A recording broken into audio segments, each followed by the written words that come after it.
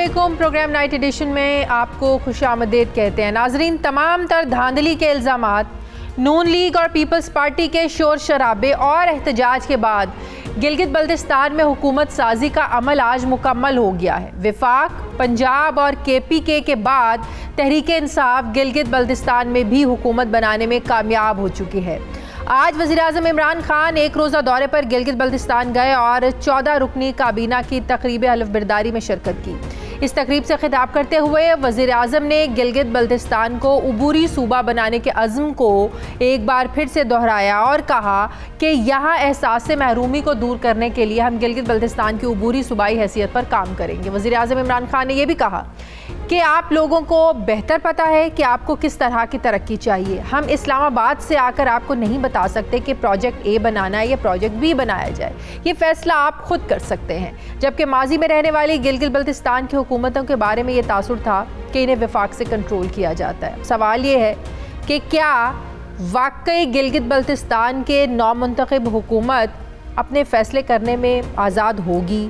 جبکہ سیاحت کے فروغ کے لیے وزیراعظم عمران خان نے گلگت بلتستان میں انتہائی اونچائی پر واقع 2 نیشنل پارکس کا بھی اعلان کیا جو 3600 مربع کلومیٹر وسیع رقبے پر محیط ہیں، اور یہ دونوں ملا کر گلگت بلتستان کے مجموعی اراضی کا 5% بنتے ہیں۔ ان میں ہمالیہ نیشنل پارک اور نانگا پربت نیشنل پارک شامل ہیں۔ اس بات میں ناظرین کوئی شک نہیں ہے کہ سی پیک نے گلگت بلتستان کی اسٹریٹجک جو اہمیت ہے اس کو بڑھایا ہے، مزید بڑھایا ہے۔ اسی وجہ سے گلگت بلتستان بیرونی عناصر کی سازشوں کا مرکز بھی بن چکا ہے۔ نئی منتخب حکومت کے لیے بیرونی عناصر سے نمٹنا یہ کتنا بڑا چیلنج ہو سکتا ہے، جبکہ صحت اور تعلیم کے وسائل میں کمی گلگت بلتستان کے عوام کو بڑے مسئلوں میں سے ایک بڑا مسئلہ ہے۔ ان سے نمٹنے کے لیے وہاں کی نئی حکومت کیا پالیسی لے کر آئے گی، ان سب پر بات کرنے کے لیے مجھے جوائن کیا ہے وزیر اعلیٰ گلگت بلتستان بیرسٹر خالد خورشید صاحب نے۔ السلام علیکم، بہت بہت شکریہ خالد خورشید صاحب آپ کا۔ سب سے پہلے آپ کو مبارکباد وزیر اعلیٰ کا قلم دان سنبھالنے پر، بہت شکریہ آپ نے ہمیں جوائن کیا۔ خالد خورشید صاحب، سب سے پہلے میرا سوال جو میں پوچھنا چاہتی ہوں، جو کسی بھی حکومت سے پوچھا جاتا ہے جب کوئی حکومت الیکٹ ہوتی ہے، کہ آپ کی حکومت کی پہلی پریورٹی کیا ہے گلگت بلتستان کو لے کر؟ پہلی ترجیح آپ لوگوں کی کیا ہے؟ کون سے ایسے نئے سٹینڈرڈز آپ لوگ اب سمجھتے ہیں کہ آپ لوگ سیٹ کریں گے یا پہلی پریورٹی پر ہوں گے؟ بڑا چیلنج کیا ہے آپ لوگوں کے لیے وہاں پر؟ جی بسم اللہ الرحمن الرحیم۔ سب سے پہلے تو ہم جو پہلا کام کریں گے انشاءاللہ تعالیٰ، وہ PM صاحب نے بھی بتایا کہ پروویژنل پروونشل سیٹ اپ، اور یہ انشاءاللہ تعالیٰ UN ریزولوشنز کے مطابق اور کشمیر کاز کو نقصان دیے بغیر یہ عبوری آئینی صوبہ گلگت بلتستان کو اس کا سیٹ اپ دیا جائے گا۔ اور یہ انشاءاللہ ہماری کوشش ہے کہ سب وفاق میں، نیشنل اسمبلی میں اور ادھر سب پارٹیز کو بھی انشاءاللہ کنسنسس میں لائیں گے، کوشش کریں گے، کیونکہ یہ گلگت بلتستان کا بڑا ایک پرانا مسئلہ ہے اور پچھلی تمام پارٹیز نے اس پہ کافی نعرے بھی بلند کیے، لوگوں کو دھوکے بھی دیے۔ تو اب یہ انشاءاللہ تعالیٰ PM صاحب کا ایک یہ ویژن ہے، یہ یاد رکھیں کہ یہ آپ دیکھیں کہ انہوں نے ہر خطے میں جو ان کے جو پکے پرانے اور بنیادی مسائل تھے ان کو PM صاحب حل کر رہے ہیں، اور اسی طرح گلگت بلتستان میں یہ جو عبوری آئینی صوبہ کا سیٹ اپ دے رہے ہیں، تو یہ بہت بڑا کام ہے۔ سب سے پہلے ہماری پہلی ترجیح ہوگی کہ یہ جو ہم کرنے جا رہے ہیں یہ بہتر طریقے سے، احسن طریقے سے ہو۔ اس کے بعد جو ہمارے کام ہوں گے وہ لیکن کیا آپ سمجھتے ہیں کہ گلگت بلتستان کو عبوری صوبہ بنانے سے وہاں کے جو عوام کا ایک احساس محرومی ہے ان کے اندر وہ ختم ہو جائے گا؟ نمبر 1۔ نمبر 2، یہ بڑی تنقید اس پر بھی ہوئی جب عبوری صوبہ بنانے کی بات بھی ہوئی کہ اس سے کشمیر کاز کو نقصان پہنچے گا، اپوزیشن نے بھی اس پر بہت زیادہ تنقید کی، تو وہاں کے عوام کی اس بارے میں کیا سوچ ہے؟ نہیں دیکھیں، یہی تو ہم نے انشاءاللہ تعالیٰ UN ریزولوشنز کے مطابق اور کشمیر کاز کو نقصان دیے بغیر یہ کہنا، اور اپوزیشن اگر یہ کہہ رہی ہے تو آپ ان کے سپیچز بلاول بھٹو کے اور مریم نواز اور نواز شریف کی آپ اور پیپلز پارٹی کی جتنی لیڈرشپ ہے ان کی سپیچز اٹھا کے دیکھ لیں تو وہ اپنے دور میں تو بڑے دعوے کرتے ہیں کہ یہ ہم دیں گے اور یہ انشاءاللہ تعالی ہم اس کو پاکستان میں شامل کریں گے، اور جب ان کا اپنا ٹائم آتا ہے، ٹینیور آتا ہے، تو وہ پھر کچھ الزام لگاتے ہیں کہ جی ہمیں نہیں کرنے دیا کچھ قوتوں نے۔ تو آج اگر کوئی ایک شخص جس کو اللہ نے موقع دیا پاکستان میں اور وہ یہ کرنے جا رہا ہے تو وہ پھر کس چیز کا الزام لگا رہا ہے؟ اور اگر وہ اس سے نقصان ہونا ہے تو وہ خود انہوں نے دعوے کیوں کیے تھے اپنے دور میں؟ اور جہاں تک آپ نے بات کی محرومی کی، جی میں سمجھتا ہوں بہت زیادہ کمی ہوگی، کیونکہ یہ اب سب لوگ جو اسپیشلی یوتھ ہے وہ یہ سمجھتی ہے کہ 70 سال کے بعد بھی، آزادی کے بعد اگر کانسٹیٹیوشنل گارنٹیز نہیں ہے اور ہم پاکستان کے دوسرے جو خطے کے جو شہری ہیں اس طریقے سے کانسٹیٹیوشن کا حصہ نہیں ہے، تو وہ ایک احساس محرومی ہے، اور وہ میرے خیال میں اس سے بدتر دور ہو جائے گی، اور یہ بڑی بہتر اور میں سمجھتا ہوں خوش آئند بات ہے کہ انشاءاللہ تعالیٰ پی ایم صاحب نے اس کی کمٹمنٹ کر دی ہے۔ خورشید صاحب، ایک فیکٹر جس کو کرنے سے وہاں کے عوام کا احساس محرومی جو ہے وہ دور ہو سکتا ہے، اس کے علاوہ جی بی کے عوام کے کیا بڑے مسائل ہیں؟ تعلیم کو لے کر، صحت کو لے کر، اوورآل وہاں کی جو بنیادی سہولیات ہیں وہاں کے لیے، بجلی، گیس، پانی، کیا وہاں کے لوگوں کے بنیادی مسائل ہیں؟ آپ کسی بھی سیکٹر میں آپ اٹھا کے دیکھ لیں تو اس وقت صرف اور صرف چیلنجز ہیں، اور ہمارے جو سب سے پہلی چیز آپ یہ سمجھیں کہ جی بی کا ریونیو کوئی نہیں ہے ہمارا اس وقت، تقریباً 1 بلین کا ہمارا جو سیکریٹریٹ ہے فائنانس ڈپارٹمنٹ ہے، اور جو ریونیو انہوں نے 1 بلین کے ٹارگٹ سال کے سیٹ ہے، اور ہمیں نہیں پتا وہ بھی اچیو ہوں گے نہیں ہوں گے، اور ہمیں ملتا ہے جو وفاق سے جو ملتا ہے بجٹ، وہ گرانٹ ان ایڈ کی صورت میں، جس سے ہم اپنے ایکسپینڈیچر اور ڈیولپمنٹ اور ریگولر اور سارا اپنے اخراجات کرتی ہے گلگت بلتستان کی حکومت صوبے کی۔ اب ہمارے پاس اگر فائنانسز دیکھ لیں تو آپ کو اعداد و شمار میں بتاؤں گا تو مطلب یہ کسی کے بھی ہوش اڑانے کے لیے کافی ہوں گے، اور پھر آپ سیکٹرز اٹھا دیں، ہیلتھ سیکٹر آپ کے کئی مطلب 10 ڈسٹرکٹس ہیں تو اس میں سے میرے خیال میں 60% 70% آپ کے جو ڈسٹرکٹس ہیں اس میں آپ کا ڈی ایچ کیو ہاسپٹل رن نہیں ہے، اوٹیز نہیں ہے، گائنیکالوجسٹ نہیں ہے، سرجنز نہیں ہے، اور یہ ہمارا جو ایریا آپ سمجھیں کہ ہم اگر جی بی کے اندر آپ اگر کسی ڈسٹرکٹ کو کہیں تو یہ آپ سمجھیں کہ یہ 6 گھنٹے کا ٹریول ہے، آبادی بے شک کم ہے، یہ بہت اسکیٹرڈ پاپولیشن ہے، اور سینٹر جو ہیڈ کوارٹر میں اگر ڈی ایچ کے ہاسپٹل کی یہ حالت ہے تو آپ پیرافریز میں جائیں گے، ادھر ولیجز میں جائیں گے تو وہاں پہ تو زندگی میں کسی نے ڈاکٹر کی شکل نہیں دیکھی، ایل ایچ وی ڈایا کیا ہے، زچہ بچہ سینٹرز نہیں ہے، بچوں کی نیوٹریشن کے اوپر کام نہیں ہو رہا، اور فرسٹ ایڈ کی سہولتیں موجود نہیں ہیں، تو یہ ہیلتھ کی صورتحال ہے۔ ایجوکیشن میں اگر اول تو سکولز نہیں ہے، اسکول جہاں پر ہے وہاں پر انفراسٹرکچر کھڑا کیا گیا اور ٹیچرز کو ریگولر بجٹ میں نہیں لایا، مینس کہ ان کی بھرتیاں ہی نہیں ہوئی، اپوائنٹمنٹس نہیں ہوئی، صرف جو پچھلی گورنمنٹس کا میرے خیال میں انٹرسٹ تھا کہ کانٹریکٹس لیے جائیں، کک بیکس کھائے جائیں، ڈھانچے کھڑے کیے جائیں، اس کے بعد ان کو پرواہ ہی نہیں ہے کہ اسکول رن ہوتا نہیں ہوتا۔ فارسٹ 80s کا فارسٹ اٹھا کے دیکھ لیں گلگت بلتستان کا، یا 90s میں اس کی صورتحال، ایون 2000 کے شروع کا جو فرسٹ ڈیکیڈ ہے اس میں آپ فارسٹ کی صورتحال دیکھ لیں، اور آج کا جو فارسٹ ہمیں ملا ہے اس میں آپ دیکھ لیں کہ اس کی کیا مطلب آپ فوکسڈ ہیں، آپ کو پتا ہے کہ آپ لوگوں نے کیا کرنا ہے، کیونکہ آج پرائم منسٹر نے یہی بات کی وہاں پر کہ آپ لوگوں کو پتا ہے کہ وہاں کیا منصوبے بنانے ہیں، پروجیکٹ اے بنانا ہے، بی بنانا ہے، کوئی اسلام آباد سے آ کر آپ لوگوں کو نہیں بتائے گا کہ یہ مسئلہ ہے یا آپ لوگوں نے یہ کرنا ہے۔ لیکن میرا سوال جو سب جانتے ہیں کہ چاہے وہ پنجاب ہو، چاہے وہ کے پی ہو، ایک وزیر کو بھی بدلنا ہو، کوئی بھی پالیسی، خاص کر پنجاب کو لے کر کہ پنجاب کو تو رن ہی وہاں اسلام آباد سے کیا جا رہا ہے، کوئی تاثر نہیں ہے، سب جانتے ہیں کہ جب بھی وزیر اعظم صاحب لاہور کا دورہ کرتے ہیں تبدیلیاں ہوتی ہیں تو سب کو پتہ چلتا ہے کہ کس کے کہنے پر کیا تبدیلیاں ہو رہی ہیں۔ تو جو وزیر اعظم نے آج یہ بات کی کہ آپ لوگوں کو پتہ ہے کہ آپ نے کیا کرنا ہے، تو کیا اتنے انڈیپینڈنٹ، اتنی کیپیسٹی ہے کہ اسلام آباد سے پوچھے بغیر آپ لوگ جو ہے نا وہ بالکل آزاد ہو کر اپنے فیصلے کر سکیں؟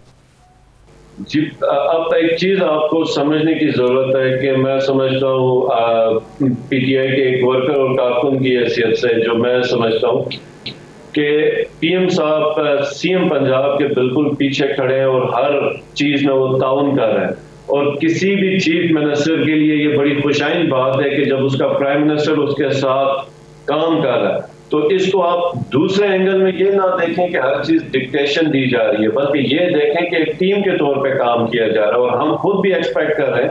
اس دفعہ پی ایم صاحب سے ابھی جو ہمارا وزٹ ہوا تو میری جو بات چیت ہوئی تو میں پہلے دن ہی میں نے سیکرٹری سے ساری بریفنگ دی، اور ہمیں کافی ایشوز کا پہلے بھی پتا ہے کیونکہ اسی ایریا میں پولیٹیکل اب 10-15 سال ایکٹیویٹیز رہی ہیں، جانتے ہیں حالات کو۔ پھر سیکرٹریز کے ساتھ بریفنگ رہی، موٹے موٹے طور پہ تمام ڈپارٹمنٹس کو سمجھا، لیکن اس کے باوجود بھی میں نے پی ایم صاحب کو کہا کہ کوئی ایک پرٹیکولر ابھی جو مسئلہ ہے وہ میں نہیں بتاؤں گا، آپ ہمیں ٹائم دیں گے، ہم انشاءاللہ تعالی اسلام آباد آئیں گے، اور ایک ہم پالیسی کے ساتھ اور جو ہم کرنا چاہتے ہیں فارسٹ میں، ٹوریزم میں، منرلز میں، ایجوکیشن میں، ہیلتھ میں، انفراسٹرکچر میں، اور جتنے بھی ہم مطلب سمجھتے ہیں کہ گلگت بلتستان میں ہم تبدیلی لا سکیں۔ آپ کیا سمجھتے ہیں خالد خورشید صاحب، جی بی کی عوام نے آپ لوگوں کو کیوں منتخب کیا؟ کیا کوئی کارکردگی کی وجہ سے؟ پنجاب میں دیکھیں تو کوئی خاص خاطر خواہ کارکردگی نہیں ہے، کے پی میں بھی اوور آل آپ پورے ملک میں دیکھ لیں، مہنگائی ہے، پنجاب کی صورتحال دیکھ لیں، آٹا چینی کا بحران، یہ سارے مسائل ہیں، اور آپ لوگوں کی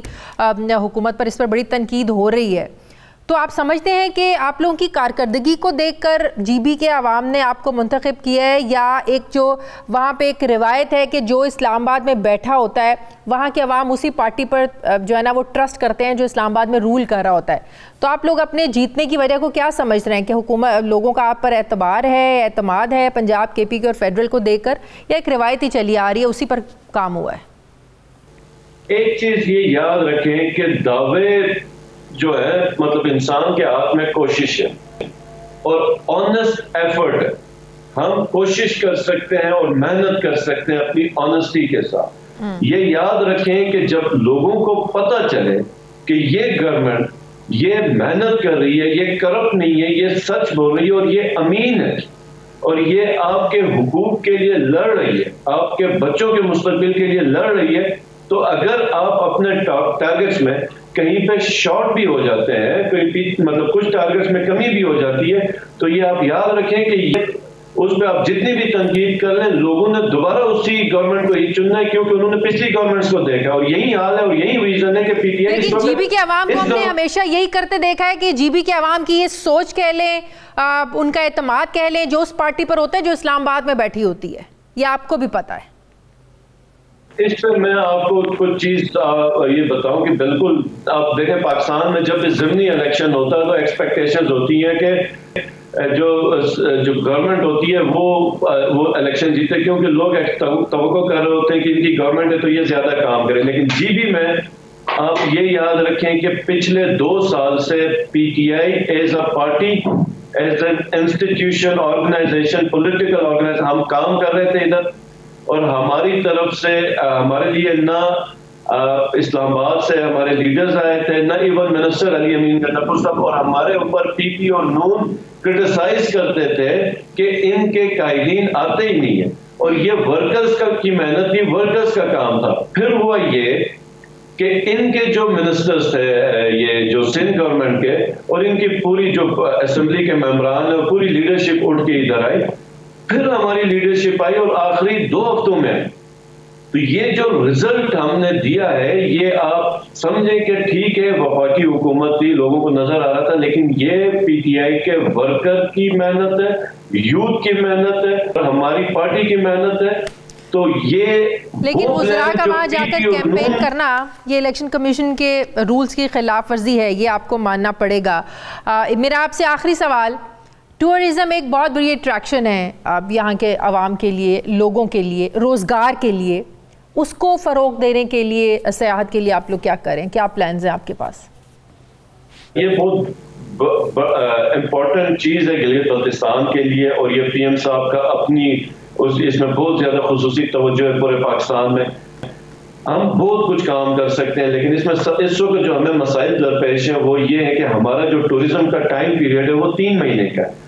ہم کوشش کریں گے کہ یہ 12 مہینے تک چلا جائے، تاکہ لوگ اس میں انویسٹمنٹس کریں بغیر ڈر خوف کے، کیونکہ ابھی 3 مہینے کے جو سیزن ہے ٹورزم کا، اس میں لوگ انویسٹمنٹ کرتے ہیں، تو اگلے 8-10 مہینے میں وہ جتنے بھی ایکسپینسز، اوور ہیڈز ہیں، سیلریز ہیں، یا رینٹل جو ان کے ایکسپینسز ہیں، وہ سب اپنے جیب سے پے کرتے ہیں، ایٹ دا اینڈ وہ لاس میں جاتے ہیں۔ تو ہم نے ایک تو ٹورزم کا جو سیزن ہے وہ ایکسپینڈ کرنا ہے, پھر اس کے لیے ہم ونٹر ٹورزم ہے, اسکیئنگ کا کانسیپٹ ہے, پھر آٹم ہے ہمارا, اتنی بہترین جگہ راک کلائمبنگ ہے. تو اور پھر ہمارے اللہ کے فضل سے گلگت بلتستان میں تو اسپاٹس آئیڈینٹیفائی کرنے کی ضرورت نہیں ہے, لیکن پھر بھی ہم جو کوشش کریں گے 10 سے 15 ایریاز جو نالے ہیں یا جو ویلیز ہیں ان کو ہم ڈیولپ کریں گے, انفراسٹرکچر دیں گے, پاور ادھر سپلائی کریں گے انشاءاللہ تعالیٰ. تو وہ پھر اسی حساب سے ڈیولپمنٹ بھی ہو جائے گی, اور کچھ جہاں پہ نئے روٹس بنانے ہیں وہ روٹس بنائیں گے, اور پرائیویٹ سیکٹر کو پھر انکریج کریں گے, ان کو انسینٹیوز دیں گے کہ وہ آئیں یہاں پر انویسٹمنٹ کریں. اور انشاءاللہ تعالیٰ اس میں ایک ہمارا جو پلان ہے جو ہم پی ایم صاحب سے بات کریں گے کہ انٹرنیشنل ایئرپورٹ کا سکردو کا ایئرپورٹ ہے, جس میں ہمیں اتنی بڑی کو میرے خیال میں کوشش کی ضرورت نہیں ہوگی, آلریڈی بہت بڑا ایئرپورٹ ہے, یہ انٹرنیشنل ایئرپورٹ بن سکتا ہے. تو ٹورسٹ جو ہے باہر سے بھی ڈائریکٹ فلائٹس پہ آ سکتا ہے, پاکستان سے بھی کہیں سے بھی فلائٹ پہ وہ آ سکتا ہے, اور گلگت کے اندر بھی اس طرح کا ایئرپورٹ ہو کہ فلائٹ آل ویدر ہو اور عام جو پرائیویٹ جیٹس ہیں وہ بھی آ سکیں. تو ٹورسٹ کے لیے یہ جو ڈیسٹینیشن ہوں گی 1 گھنٹے کے ٹریول میں, ورنہ سب سے بڑا مسئلہ یہ ہوتا ہے کہ یہ 16 گھنٹے کا جو ٹریول ہوتا ہے تو وہ ایک بھی رکاوٹ ہوتی ہے لوگوں کو ایک بڑا پلان کرنے کے لیے, کیونکہ بعض کوئی چھٹیوں پہ 4 دن 5 دن کا ٹریول ہو. تو یہ بھی ہمارے ٹورزم پہ بڑا مطلب افیکٹ کرے گا انشاءاللہ تعالیٰ. ہوپ فلی اگر یہ انٹرنیشنل ہمارے ایئرپورٹس آ جاتے ہیں اور ایک ایئرپورٹ اگر ایکسٹرا ہمیں گلگت میں بن جاتا ہے, یہی جو ایگزسٹنگ ہے یہ ایکسپینڈ ہو جاتا ہے, اور جو ہم اسپورٹس آئیڈینٹیفائی کریں. Wish you very best of luck barrister Khalid Khurshid صاحب, thank you very much programme join کرنے کے لیے. وزیر اعلیٰ گلگت بلتستان ہمارے ساتھ تھے. ناظرین پروگرام میں مجھے ایک بریک لینی ہے, واپس آتے ہیں چھوٹے سے وقفے کے بعد.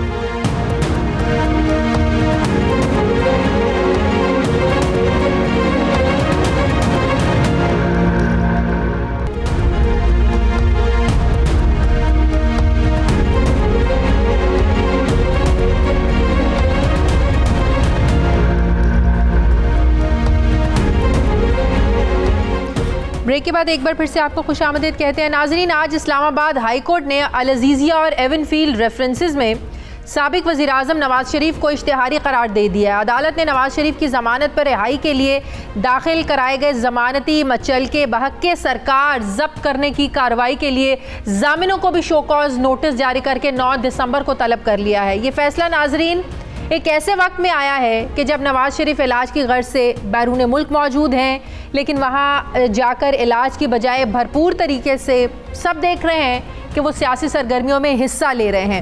وزیر اعظم عمران خان مسلم لیگ نون اور پیپلز پارٹی کی قیادت کو تنقید کا نشانہ بناتے ہوئے کہہ رہے ہیں کہ میں نواز شریف اور آصف زرداری کو 40 سال سے جانتا ہوں, میں نے ان پر اللہ کا عذاب آتے ہوئے دیکھا ہے جو ہمارے لیے عبرت ہے.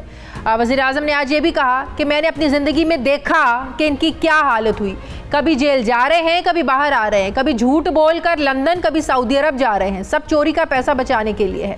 انہوں نے کہا کہ پوری پی ڈی ایم مہم چلا رہی ہے, کورونا سے لوگ مر رہے ہیں, بیماریاں بڑھتی جا رہی ہیں, ہر روز اموات بڑھ رہی ہیں, اور کل 2.5 مہینے کے بعد ہمارے سب سے زیادہ 70 لوگوں کی اموات ہوئی ہیں, لیکن وہ جلسے کر رہے ہیں, حالانکہ انہیں پتہ ہے کہ جب لوگ جمع ہوتے ہیں تو کورونا پھیلتا ہے. ایک طرف وزیر اعظم پی ڈی ایم کے جلسوں کو ہدف تنقید بنا رہے ہیں ناظرین, لیکن دوسری طرف حکومت خود ہی یہ کہہ رہی ہے کہ پابندی کے باوجود لاہور کا جلسہ نہیں روکیں گے, منتظمین کے خلاف مقدمات درج ہوں گے, جبکہ اپوزیشن واضح الفاظ میں حکومت کو یہ کہہ رہی ہے کہ لاہور کے جلسے میں کوئی رکاوٹ ڈالی گئی تو بھرپور جواب دیں گے. دوسری طرف وزیر اعظم بظاہر پی ڈی ایم کے جلسوں کے خلاف گفتگو تو کر رہے ہیں, لیکن پنجاب حکومت کی ملتان کا جلسہ روکنے کی جو حکمت عملی ہے وہ اس سے ناخوش ہیں. وزیر اعظم یہ سمجھتے ہیں کہ پی ڈی ایم کا جلسہ 1 دن کا تھا, مگر پنجاب حکومت کی پالیسی نے اسے 3 دن کا سیاسی جلسہ بنایا. اب سوال یہ ہے کہ کیا پی ڈی ایم کے جو جلسے ہیں یہ حکومت پر پریشر بڑھانے میں, یا جو وہ ان کا ایک ٹارگٹ ہے کہ حکومت پر پریشر بڑھے, دباؤ بڑھے, کیا پی ڈی ایم اس میں کامیاب ہو رہی ہے؟ اسی پر میں بات کروں گی. مجھے وفاقی وزیر برائے انسداد منشیات اعظم سواتی صاحب نے جوائن کیا. السلام علیکم, بہت بہت شکریہ اعظم سواتی صاحب. اعظم سواتی صاحب, آپ کی منسٹری سے ریلیٹڈ بھی کچھ سوالات مجھے کرنے ہیں, لیکن اس سے پہلے پی ڈی ایم کے جلسے کو لے کر جو ایک سیاسی ماحول بنا ہوا ہے, ملتان کے جلسے سے پہلے جس طریقے سے پنجاب حکومت نے ریئیکٹ کیا, کشیدگی بھی دیکھنے میں آئی, جس طریقے سے روکنے کی کوشش کی گئی, بعد میں اجازت دی گئی. اب 13 دسمبر کے جلسے کے لیے پی ڈی ایم اپوزیشن پر عزم ہے. وہ تو سمجھتے ہیں کہ ہمارے ڈنڈے کا زور سے جو ہے نا آپ لوگ ڈر گئے ہیں, حکومت ڈر گئی ہے. وہ کہہ رہے ہیں کہ 13 دسمبر سے پہلے بہتر ہے کہ لاہور کے جلسے سے پہلے ہی آپ لوگ استعفیٰ دیں, گھر جائیں, نہیں تو جو 13 دسمبر کو ہونے والا ہے آپ لوگ چلے ہی جائیں گے. کیا اسٹریٹجی اس بار کی بنائیں گے آپ لوگ؟ دیکھیں, ملتان کے جلسے میں جو ہماری حکومت کی حکمت عملی تھی وہ بالکل غلط تھی. میں نے بذات خود جو ہے 2-3 دن پہلے اس سے یہ کہا تھا, آپ کے پروگرام میں بھی اور دوسرے پروگراموں کے اندر بھی, کہ بالکل جو ہے جتنی بھی 11 نوسر باز ہیں یہ غلطی کر رہے ہیں, لوگوں کی جانوں سے کھیل رہے ہیں. صحت کا اس وقت مسئلہ جو ہے وبا کا بہت زیادہ بڑھ چکا ہے. آج دیکھ لیں کہ 70 سے زیادہ جو ہے قیمتی جانیں وہ اس دنیا سے چلی گئی ہیں, اللہ تعالیٰ ان کی مغفرت کرے. لیکن اگر ان کو خود شرم نہیں ہے, ان کو خود حیا نہیں ہے, ان کو خود انسانوں کی جانوں کا خیال نہیں ہے, تو پھر میرا خیال ہے کہ حکومت کو مزاحمت نہیں کرنی چاہیے. ان کے ڈنڈے کا زور سب کا ہم نے دیکھا ہوا ہے. اس سے بڑے بڑے جلسے جو ہے ہم نے کرائے ہیں. انشاءاللہ تعالیٰ جو ہے ان کے غبارے میں جو ہوا ہے وہ خود بخود نکل جائے گی. میرا یہ خیال ہے کہ اگر حکومت, ظاہر ہے کہ حکومت کی آنے والے دنوں کے اندر حکمت عملی سامنے آئے گی, اور اس کا سارا جو کام ہے یا مرکز ہے وہ ہے پنجاب کی حکومت, تو پنجاب کی حکومت ہی اس کی حکمت عملی بنائے گی. لیکن اگر میری آواز وہ سننا چاہتے ہیں اور آپ کے اس پروگرام کو دیکھ کے جو ہے, تو میں یہ کہوں گا کہ ان کو بالکل آزادی سے جو ہے جلسہ کرنے دیں. اس کے اندر ایک کام تو یہ ہوگا کہ وہ قانون کی خلاف ورزی کریں گے. قانون ان کو قانونی طور پہ اجازت دے جلسہ کرنے کی, لیکن ان کو روکے نہیں زبردستی. اس لیے کہ اگر وہ قانون کی پاسداری نہیں کرتے اور جلسہ کرتے ہیں, اس کا مطلب یہ ہے کہ صرف چوری کا مال بچانے کے لیے جو ہے وہ جلسہ کر رہے ہیں. لوگوں کی جانوں سے, عوام سے ان کا کوئی دور کا واسطہ بھی نہیں ہے. اور دوسری بات میں حکومت کو یہ کہہ رہا ہوں, پنجاب کی حکومت کو, کہ میرا خیال ہے کہ مزاحمت نہ کریں, اس لیے کہ کسی لاش کی تلاش کے اندر ہے. کہہ رہے ہیں اعظم سواتی صاحب, یہ جو آپ کہہ رہے ہیں مزاحمت نہ کریں, آزادی سے جلسہ کرنے دیں, اسی بات پر تو مولانا کہہ رہے ہیں کہ یہ ڈنڈے کا ہی کمال تھا کہ ملتان میں بھی جلسہ کر لیا اور اب بھی آپ روک کے دکھائیں. یہ 11 جماعتوں کا جو اتحاد ہے, اسی سے حکومت ڈر گئی ہے. مولانا صاحب کے ساتھ تو میں 9 سال رہا ہوں, دیکھا ہے مجھے کہ ڈرنے والا ہوں. اور دوسری بات یہ کہ عمران خان جو ہے خدا تعالیٰ کے فضل سی پلائی دیوار کی طرح کھڑا ہے, اس لیے کہ حق اور صداقت کی بات کرتا ہے, سچائی اور دیانتداری کی بات کرتا ہے. اس لیے ڈر اس کی زندگی کا حصہ نہیں ہے. اور نہ میرے جو دوسرے رفیق ہیں, کیبنٹ کے ممبر ہیں یا ہماری سیاسی کے کابرین ہیں, کم از کم ڈر ہماری زندگی کا حصہ نہیں ہے. یہ سارے ملاحظ جو ہے ہم طے کر کے آئے ہیں. اس لیے یہ وہ خاطر جمع کریں, ڈرنے والے نہیں ہیں. لیکن انشاءاللہ تعالیٰ حکومت آپ کو لاش پرووائڈ نہیں کرے گی اور آپ کو خدا تعالیٰ رسوا کرے گا جس طریقے سے پہلے رسوا ہوئے ہیں. اس لیے کہ عوام کی زندگی سے ایسا نہ ہو جائے اعظم سواتی صاحب, ایک طرف سے جانے بچاتے بچاتے دوسری طرف کرونا کی وجہ سے زیادہ نقصان اٹھانا پڑ جائے حکومت کو. بی بی, میں بالکل جو آپ کی بات کو سمجھ رہا ہوں, میں یہ کہہ رہا ہوں, لیکن آپ ایک ہی بات میں 2 باتیں کرتی ہیں. پہلی بات تو یہ ہے کہ ہم یہ کہہ رہے ہیں کہ انسانوں کی جانوں سے جو ہے نہ کھیلیں. آج 70 سے زیادہ قیمتی جانیں اس دنیا سے چلی گئی. میں نے اس لیے کہا اللہ تعالیٰ ان کی مغفرت کرے. اگر ان کو یہ خیال نہیں ہے کہ اس وقت اسپتالیں جو ہیں تقریباً جو ہے بھرنے کے قریب ہیں, غریب لوگ ہیں اکثریت, ان کے پاس پرائیویٹ ہاسپٹل میں جانے کا کوئی انتظام نہ مالی طور پہ اور نہ حکومت کے پاس ایسا انتظام ہے کہ وہ سرکاری اسپتالوں کے علاوہ جو ہے پرائیویٹ ہسپتالوں میں ان کی جان و مال کی حفاظت کریں. اس لیے یہ انتہائی, اگر یو کے کی حکومت نے اس وبا کے سامنے اپنے گھٹنے ٹیک دیا, امریکہ کی حکومت جو ہے اس کے اندر جو ہے گھٹنے اپنے ٹیک دیے, تو میرا خیال ہے پاکستان کی صحت کو جن لوگوں نے 40 سال تک اس ملک میں حکومت کی ہے, انہوں نے صحت میں انویسٹ نہیں کیا, اور انویسٹ کیا تو چوری کیا ہے. صحیح. جس کی وجہ سے ہمارا جو انفراسٹرکچر ہے صحت کا, ہمارے جو ہے ہیلتھ ورکر جو ہے وہ ہاتھ جوڑ کے جو ہے کہہ رہے ہیں, اور میں ہاتھ جوڑ کے کہہ رہا ہوں کہ جلسے اگر کرنے ہیں تو 1-2 مہینے کے بعد کر لیں, اس وبا سے نبٹ لیں. ڈار صاحب نے جو BBC کو انٹرویو دیا آپ لوگوں کا ایک جو بیانیہ ہے کرپشن کو لے کر، اپوزیشن کو لے کر، آپ سمجھتے ہیں کہ اس انٹرویو کے بعد جو باتیں آج وزیر اعظم نے بھی کی کہ وہ بکھلائے ہوئے نظر آ رہے تھے، ان کی شکل دیکھیں صاف لگ رہا تھا کہ چوری بچانے کے لیے جو باہر بھاگے ہوئے ہیں، آپ سمجھتے ہیں کہ اس انٹرویو کے بعد زیادہ آپ لوگوں کے بیانیے کو تقویت مل رہی ہے؟ بی بی میں تو یہ کہہ رہا ہوں، دیکھیں اس میں کوئی حرج نہیں ہے کہ اگر آپ کے پاس دنیا کے کسی ملک میں پراپرٹی ہے، میرے پاس یو ایس اے میں کئی پراپرٹیز ہیں، 3 میری دبئی کے اندر پراپرٹیز ہیں، اگی میں پراپرٹی ہے، وسیع پراپرٹی، وسیع ترین پراپرٹی ہے، مانسرا میں ہے، ایبٹ آباد میں ہے، اسلام آباد میں ہے۔ اگر آپ کا حلال کا مال ہے اور آپ ٹریس کر سکتے ہیں کہ کہاں سے یہ پیسہ آیا اور کہاں خرچ گیا، تو آپ کو کس بات کا غم جی؟ صحیح۔ اگر ڈار صاحب کے بیٹے نے 17 سال کے اندر جو ہے صرف ایک ولا بنایا ہے تو میں سمجھتا ہوں کہ وہ بڑے ہی نکمے تھے، خدا کا واسطہ ہے۔ کم از کم جو ہے یہاں سب سے بڑا جو مسئلہ ہے وہ ہے بے نامی پراپرٹی۔ میں ایک پروگرام میں پہلے بھی کہہ چکا ہوں کہ ہر اسلام آباد کی دوسری یا تیسری پراپرٹی چوری کی ہے۔ وہ میں نے چوری کی ہے، دوسرے نے چوری کی ہے، خانسامے رشتہ دار عزیز کے نام پہ رکھی ہوئی ہے۔ بالکل۔ اور یہ سارا قصور جو ہے یہ نیب کا، ایف آئی اے کا اور آپ کے جو ایف بی آر ہے یہ اس کا ہے۔ کیا اتنا بڑا ڈیٹا جو ہے نادرا کے پاس ہے کہ میں نے کتنے سفر ایک سال کے اندر کیے؟ یہی آپ لوگوں کے لیے بڑا چیلنج ہے، اسی لیے لوگوں نے آپ کو چنا ہے، جو مسائل آج آپ بتا رہے ہیں۔ میں یہی کہہ رہا ہوں، اور عمران خان کو بھی اس کی فکر ہے، جو لوگ سنجیدہ ہیں ان کو بھی یہ فکر ہے، خواہ وہ ہماری کابینہ کے اندر ہے یا کابینہ سے باہر، کہ اس ڈیٹے کو استعمال کر کے احتساب کے نظام کو قانون کے ذریعے آگے لایا جائے اور ان لوگوں کو کیفر کردار تک پہنچایا جائے، اس لیے کہ اگر یہ اسی طریقے سے نیب جو ہے چلتی رہی اور لوگوں سے پیسے وصول نہیں ہوئے بڑے بڑے مگر بچوں سے، تو میرا یہ خیال ہے کہ یہ ہماری ناکامی ہوگی۔ میں واضح یہ کہہ دوں کہ اگر 2.5 سال، پونے 2 سال پونے 3 سال ہمارے اور رہتے ہیں، 3 سال کے بعد اگر یہی رفتار رہی تو میرا یہ خیال ہے کہ اس احتساب کے عمل کو جس پہ لوگوں نے ہمیں ووٹ دیا تھا وہ کامیاب نہیں ہوگا۔ ٹھیک، مطلب رفتار سست ہے، تیز ہونی چاہیے۔ اعظم سواتی صاحب، آپ کی منسٹری سے ریلیٹڈ مجھے کچھ سوال کرنے ہیں۔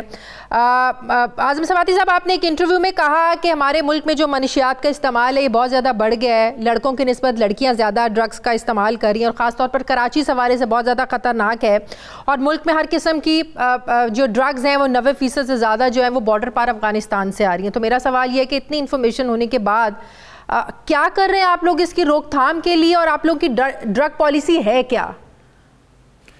دیکھیں بی بی، پہلے تو جو آخری سوال تھا وہ پہلے میں کر دوں تاکہ لوگوں کو جو ہے آپ کے سارے چاہنے والے سننے والے جو ہیں اس کو، ڈرگ پالیسی 2019 کے اندر موجودہ حکومت جو ہے وہ لے کے آ چکی ہے۔ صحیح۔ اس کے خد و خال جو ہیں بالکل واضح ہیں۔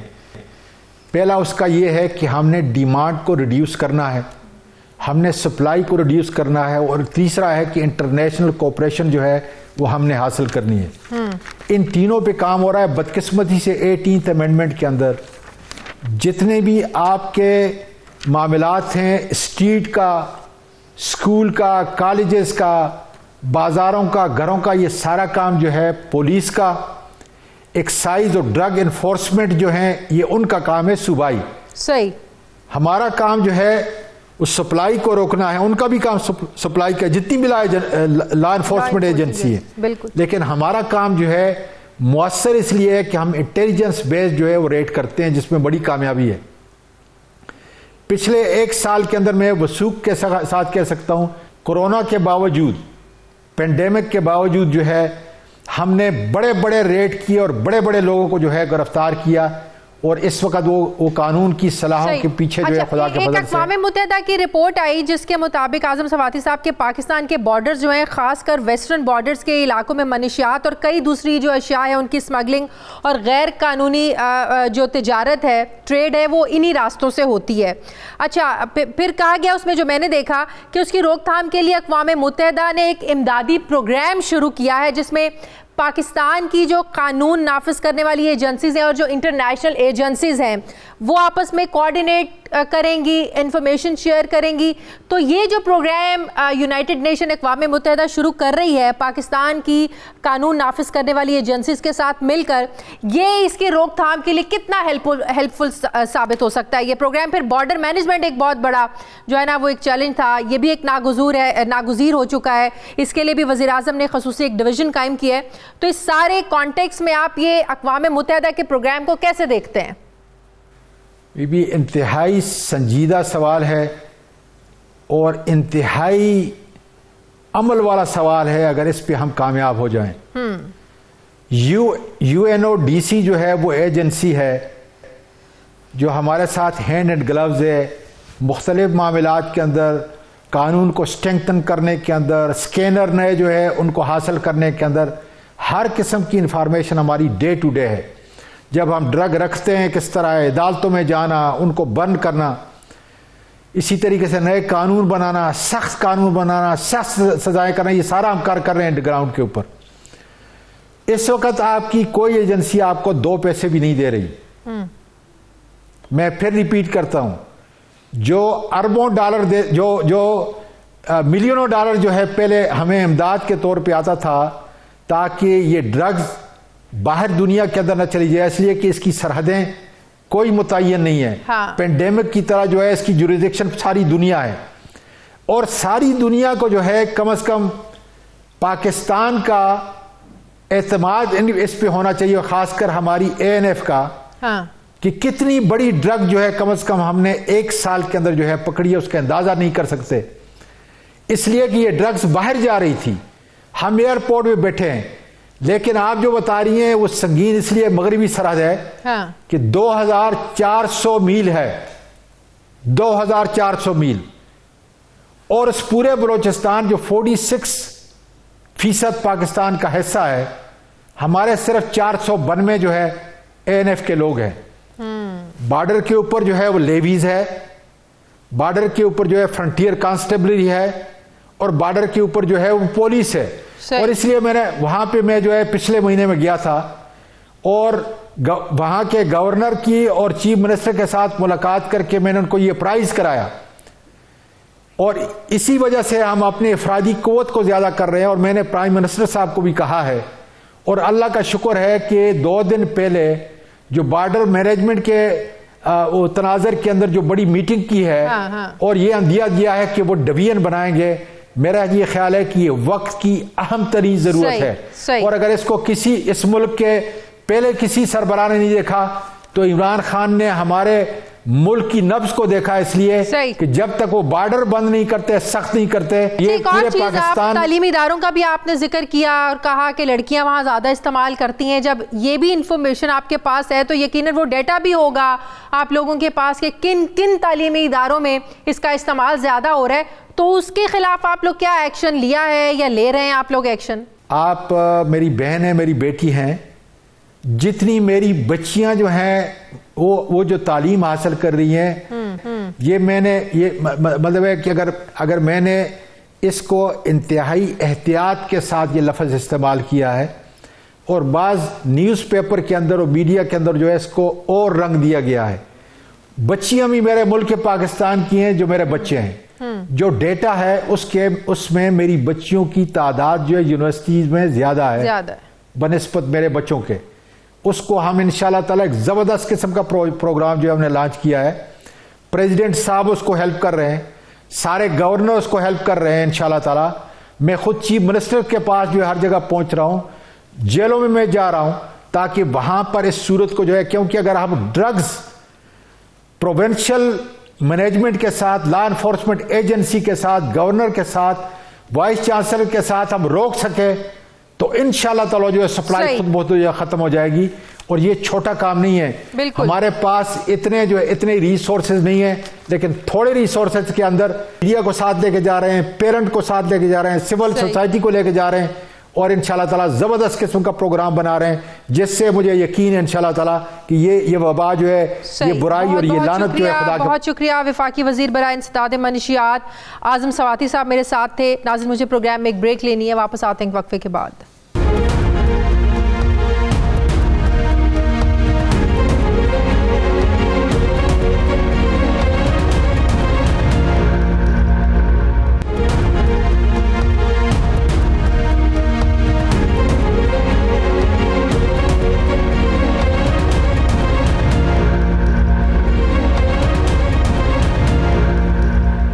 بعد ایک بار پھر سے آپ کو خوش آمدید کہتے ہیں ناظرین.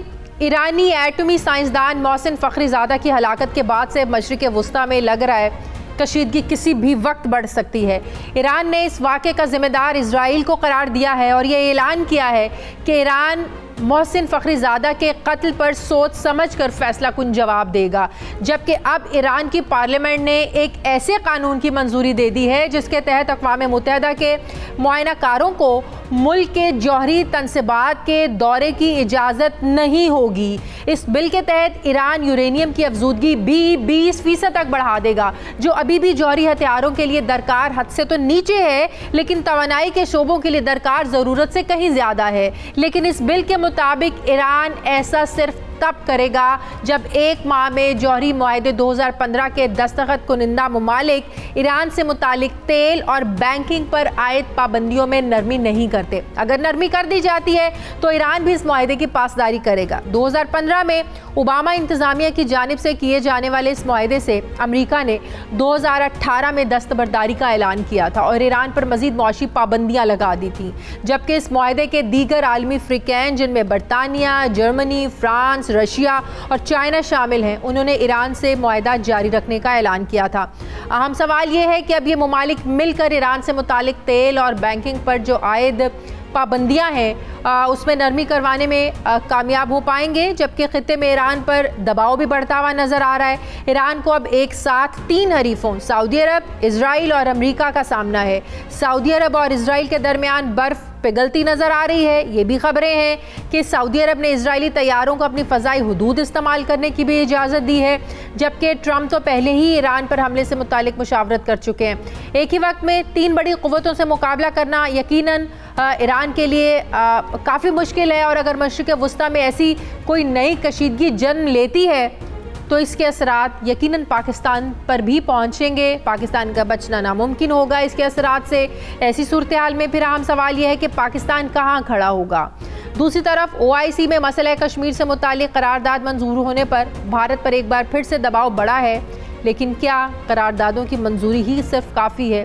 میں بات کروں گی. مجھے جوائن کیا ہے سابق وزیر خارجہ خورشید محمود قصوری صاحب نے. السلام علیکم. بہت بہت شکریہ قصوری صاحب آپ کا. قصوری صاحب، بڑے عرصے سے بات ہو رہی تھی کہ امریکہ، اسرائیل اور سعودی عرب ایران کی جوہری تنصیبات کو نشانہ بنانا چاہتے ہیں اور وہ نہیں چاہتے کہ ایران ایک ایٹمی ملک بن جائے. اور اب یہ جو ریسنٹلی واقعہ ہوا ہے ایرانی ایٹمی سائنسدان کو قتل کرنے کا، یقیناً ایران کے ایٹمی پروگرام پر ایک بڑی کاری ضرب لگی ہے، ایک چوٹ لگی ہے. کیسے آپ دیکھتے ہیں کتنا بڑا سیٹ بیک ہے یہ ایران کے لیے؟ اس کے 2-3 ایسپیکٹس ہیں. ایک تو جان بوجھ کے کیا گیا ہے. پریزیڈنٹ بائیڈن جو ہے انہوں نے ان کا جو پلان ہے اس کو ڈسرپٹ کرنے کے لیے اس کو اثر انداز کیا ہے منفی طریقے سے. کیونکہ 2-3 چیزیں جو وہ کہہ رہے تھے ان میں سے ایک تو تھا کہ وہ کلائمیٹ ایکارڈ میں واپس جائیں گے، پھر ان کا تھا WHO میں وہ واپس جائیں گے، پھر ساتھ انہوں نے کئی مرتبہ کہا تھا کہ یہ پریزیڈنٹ اوباما کا ایک بہت بڑی کامیابی تھی JCPOA، جس کا مطلب یہ جو ایران کے ساتھ اگریمنٹ تھا اس کے نیوکلیئر پروگرام پہ، اور وہ کئی دفعہ اس خواہش کا اظہار کر چکے تھے. لیکن مشکل حالات بنائے جا رہے ہیں جان بوجھ کے تاکہ جب وہ آئیں تو ان کے سامنے ایک نئی ریالٹی قائم کر دی جائے. اور ریالٹی یہ ہوگی کہ جناب یہاں تو ایک تو یہ ہے کہ جو گلف سٹیٹس ہیں ان کا ایک الائنس ہے اسرائیل کے ساتھ. تو اب کے جو لابنگ واشنگٹن میں ہوگی وہ صرف اسرائیل کی نہیں ہوگی. اسرائیل کی بہت پاورفل لابی ہے. میں نے خود دیکھا بطور وزیر خارجہ کتنے وہ افیکٹو تھی. لیکن اگر اور 2 ملک آپ مجھ سے پوچھیں جن کی بہت افیکٹنگ ہے وہ ہے سعودی عرب اور UAE. پچھلے ہفتے یہ خبر آئی کہ سعودی شہر نیوم میں محمد بن سلمان، امریکی وزیر خارجہ مائک پومپیو، اسرائیلی وزیر اعظم نیتن یاہو اور موساد کے چیف کی جو ملاقات ہوئی اور کہا جا رہا ہے یہی ڈسکس ہوا تھا، یہی پلاننگ ہوئی تھی جو ہوا ایران کے ایٹمی سائنسدان کے ساتھ، اسی طرح کے منصوبے کی پلاننگ وہاں پر کی گئی تھی. آپ کو لگتا ہے کہ جو ملاقات ہوئی سعودی شہر نیوم میں یہ سب پلاننگ وہیں ہوئی تھی، وہیں یہ منصوبہ بنا ہے؟ میرا نہیں خیال ہے کہ اس قسم کی پلاننگ ہوتی ہے. دیکھیے پہلی بات تو میٹنگ کنفرم نہیں ہوئی، اس لیے ہمیں تو وہ ایکسیپٹ کرنا پڑے گا جو سرکاری طور پہ کہا جا رہا ہے. یہ میننگ فل ہے کہ اگر ہوئی ہے یا نہیں وہ ایکسیپٹ نہیں کر رہے ہیں. ایکسیپٹ کیوں نہیں کر رہے ہیں؟ کہ پبلک اوپینین کو انہوں نے مد نظر رکھا ہے، صرف سعودی عرب کا نہیں، اسلامی دنیا کا بھی. یہ ایک اگلی بحث ہے، اگر آپ سوال پوچھیں گی تو جواب دوں گا. لیکن آج ہی خبر ہے کہ یو اے ای نے اس کو کنڈیم کیا ہے.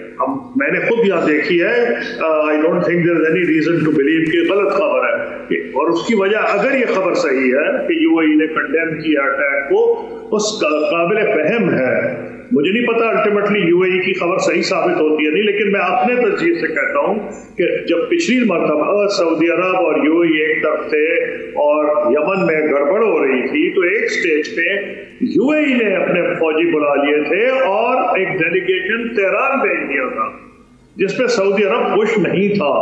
تو اس لیے آج جو یو اے ای کی یہ خبر چھپی ہے کہ انہوں نے کنڈیم کیا ہے اس اٹیک کو، اس سے یہ لگتا ہے کہ انہوں نے اپنی پوزیشننگ کی ہے. ہر ملک اپنے قومی مفاد میں فورن پالیسی بناتا ہے. ان کا مفاد یہ تھا کہ اکنامک ڈپریشن آیا ہوا ہے، وہ یہ سمجھتے تھے کہ قصوری صاحب اس سے پہلے جب جنرل سلیمانی کا قتل ہوا تھا، ہم جانتے ہیں ایران نے ریٹیلیٹ کیا تھا، بڑا ٹف ٹائم بھی امریکہ کو دیا تھا، تب بھی کہا جا رہا تھا کہ حالات بہت زیادہ بگڑ سکتے ہیں.